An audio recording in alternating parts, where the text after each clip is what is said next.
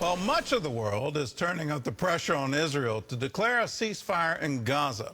Still, in the United Nations Security Council yesterday, America stood up for the Jewish state. The U.S. vetoed a resolution demanding an immediate ceasefire on the grounds that it actually puts Israeli hostages at even greater risk. CBN Middle East correspondent Julie Stahl reports. Netanyahu says Israel is under pressure from inside the country and abroad to stop the war before achieving its goals, including the release of the hostages.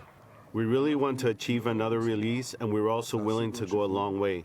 But we're not ready to pay any price, certainly not to pay the illusory prices that Hamas demands from us, which would mean defeat for the state of Israel. There is no pressure that can change that.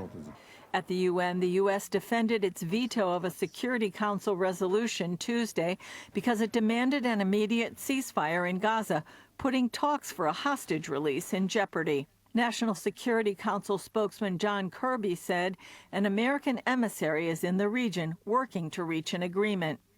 And a vote for this resolution today could very well put those negotiations at risk. Meanwhile, a relative of the youngest hostage and his family reacted to security cam footage released by the IDF showing her sister-in-law and two little boys taken through the streets of Khan Yunis on October 7th. When we saw these videos, it really tore our hearts out. It was really difficult to witness Shiri, Ariel and Kfir in the situation again after being ripped away from their home in New Oz into this hell.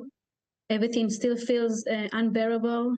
You can see the inhumanity, those actions. Meanwhile, Israel is considering putting age restrictions on Israeli Muslims visiting the Al-Aqsa Mosque on the Temple Mount in Jerusalem during the Islamic holy month of Ramadan. We know that there are rogue elements, that there are extreme Islamic fundamentalist groups who always seek to flare up the surroundings in the holidays, in the celebrations, and in the prayers, and that we will not permit. President Isaac Herzog says Israel seeks to balance security with its commitment to freedom of religion. Israel has always and will always maintain freedom of practice and religion in Jerusalem, of course, in all religious sites around the country, definitely in Temple Mount, in the mosques, of course, pending security considerations, challenges. It's rare that Israeli Muslims would be subject to such restrictions. Julie Stahl, CBN News, Jerusalem. Well, congratulations to the Biden administration for standing strong with Israel. And please encourage your congressmen, your senators, to stand strong. The aid package needs to be passed.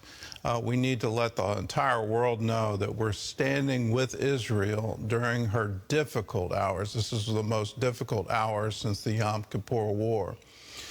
Please keep in mind the end of that package, their pledge for freedom of religion in Israel.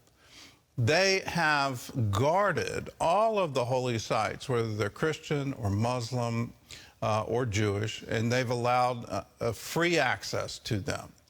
What a wonderful contrast to what happened when Jordan had control of the West Bank and Jerusalem. Under Jordanian rule, and it was called Transjordan, from 1948 to 1967, if you were Jewish, it was illegal for you to be on the Jordanian side. The Jewish quarter, the Muslims said they cleansed it of all Jews. You couldn't go to the Western Wall. You couldn't pray at the Temple Mount.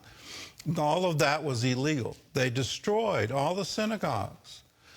Some of them they turned into latrines. They desecrated the Jewish cemeteries. They did all of these things, and we can expect that to happen again if these terrorists get control of that land again. So please, let us stand with Israel. Let us stand strong, because now is their hour of need.